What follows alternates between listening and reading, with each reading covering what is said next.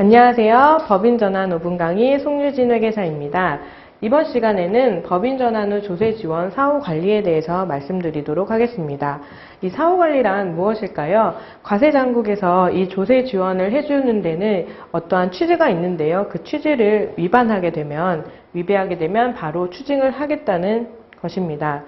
과세당국에서 이 조세 지원을 해줬던 취지는 개인에서 법인으로 단순하게 사업의 형태만 변환이 되었다고 해서 양도소득세나 취득세를 부과하게 되면 법인 전환하는데 무리가 있기 때문에 이 부분을 고려해서 국가에서는 조세 지원을 해주게 되는데, 사업을 실제로 폐업했다거나 아니면 출자 지분을 50% 이상을 처분했다고 하면 국가에서 과세 지원을 해주는 그 개인과 법인의 동일성이 깨지는 것이기 때문에 이 요건이 되게 되면 바로 사후관리를 통해서 양도소득세 2월과세 했던 것을 납부하게 하고 취득세를 감면받았던 것을 토해내게 한다는 것인데요. 자세하게 그 내용을 살펴보면 양도소득세 2월과세 사후관리 기간은 법인 설립일로부터 5년입니다. 이 5년 내에 추징 사유가 발생되게 되면 사유 발생일이 속하는 달의 말일부터 2개월 이내에 2월 과세액을 바로 납부하셔야 됩니다. 그럼 추징 사유를 좀 더 자세하게 알아보겠습니다. 먼저 사업용 고정자산의 50% 이상을 처분했을 경우이고요. 사업용 고정자산은 실제로 사업에 사용하지 않았을 경우 이 사업을 폐지했다고 봐서 추징을 하겠다는 겁니다. 하지만 이 경우도 어쩔 수 없이 법인 파산으로 통해서 자산을 처분한 경우 또는 회생 절차에 따라서 승계받은 자산을 처분한 경우 어쩔 수 없이 한 경우겠죠. 이 부분은 제외를 시켜주고요. 합병 분할, 물적 분할 등의 방법으로 자산을 처분한 경우 또는 포괄 양도에 따른 장부가액으로 양도한 경우에는 추징을 면제해 줍니다.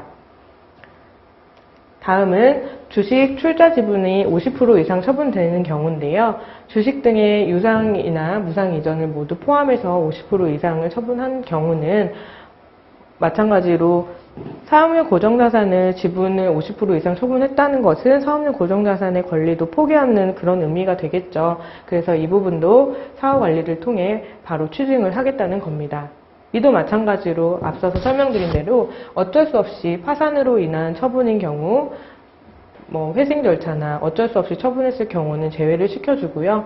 합병이나 분할로 인한 처분 또는 가업의 승계를 목적으로 인한 증여세 과세 특례를 적용받은 경우를 예외 규정으로 두고 있습니다. 이 경우에는 추징을 면제해 주겠다는 거고요. 네, 다음은 취득세에 대한 부분입니다. 취득세의 사후관리 기간은 취득일로부터 2년 이내에 사업을 폐지했거나 해당 자산을 처분했을 때 마찬가지로 사후관리 기간을 두고 있고요. 양도소득세와는 다르게 5년이 아니라 2년 이내에 이 사유가 발생했을 때 추징을 하겠다는 겁니다.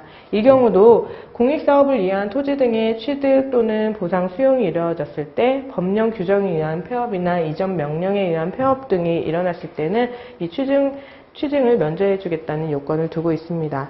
지금까지 조세지원 사후관리에 대해서 알아보았습니다. 법인 전환을 하시고 나서도 지속적인 사후관리를 통해서 조세 혜택을 받았던 것을 다시 추징당하지 않도록 관리해 주시는 것이 중요하겠습니다. 지금까지 법인 전환 송유진 회계사였습니다. 감사합니다.